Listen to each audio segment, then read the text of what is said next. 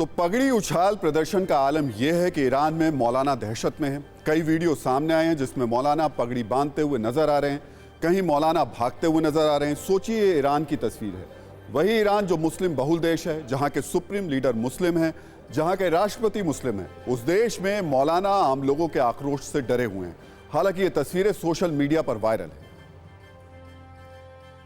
Iran में पगड़ी का इतिहास क्या है, मौलाना कैसे पगड़ी पहनते हैं, इसका मतलब क्या होता है, इसे लेकर भी हमने आपके लिए अच्छी जानकारी निकाली है। क्या आपने कभी गौर किया, मौलवी और मौलाना अलग अलग तरीके की टोपी पहनते हैं जो उनके कपड़ों के स्टाइल के मुताबिक नहीं बदलती है, बल्कि ये टोपी या पगड़ी मौलवियों के ज्ञान और डिग्री पर निर्भर करती है।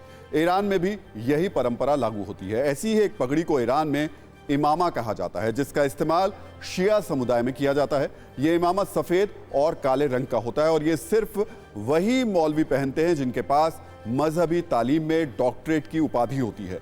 इमाम का रोल इमामा के जरिए तय होता है। इमामा एक पद जैसा होता है। आपने ईरान के राष्ट्रपति इब्राहिम रईसी और ईरान के सुप्रीम लीडर आयतुल्लाह खामनेई की काला इमामा पहने उनको देखा होगा। काला इमामा वो लोग पहनते हैं जो पैगंबर मोहम्मद के बाद उनकी बेटी और दामाद के कुनबे की पीढ़ियों से ताल्लुक़ रखते हैं, जबकि ईरान में सफ़ेद इमामा वो पहनते हैं जिनका पैगंबर मोहम्मद की पीढ़ियों से कोई रिश्ता नहीं होता। इनमें ईरान के पूर्व राष्ट्रपति हसन रूहानी शामिल थे। इमाम शब्द अमूमन मस्जिद में नमाज पढ़ने वाले मौलाना के लिए इस्तेमाल किया जाता है, लेकिन सिर्फ सुन्नी समुदाय में, जबकि ऐसे लोगों को शिया समुदाय में उन्हें मौलाना ही कहा जाता है। ये सिर्फ गोल टोपी पहन सकते हैं। तो पगड़ी को फारसी में दुलबंद और अंग्रेजी में टर्बन कहा जाता है।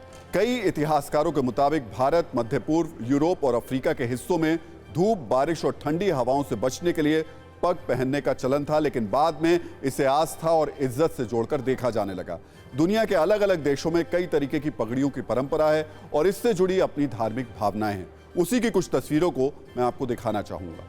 पगड़ी या पग को मुख्य रूप से दस्तार भी कहा जाता है।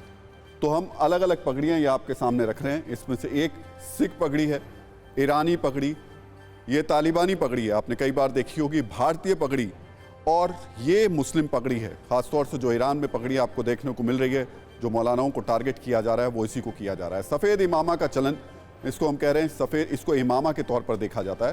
तालिबान और अफ़गानिस्तान में भी एक अलग तरीके की पगड़ी का चलन देखने को मिलता है। भारतीय परंपरा में पगड़ी का महत्व है, हम हर कोई जानते हैं, इसे सम्मान के तौर पर देखा जाता है और भारतीय समाज में ये पगड़ियाँ कई तरीके की होती हैं। इनमें से एक साफा का नाम भी आपने सुना होगा, जबकि मुस्लिम समुदाय में भी एक खास तरीके की पगड़ी का इस्तेमाल किया जाता है। मुस्लिम समुदाय में टोपी पहनने का भी चलन। लेकिन फिलहाल ईरान में इस वक्त जो कुछ हो रहा है वो हिजाब के समर्थकों के लिए एक बड़ा और सख्त संदेश है। हिजाब के विरोध में आवाम का प्रदर्शन एक ऐसे दौर में पहुंच चुका है जहां मौलानाओं की पगड़ी ही महफूज नहीं।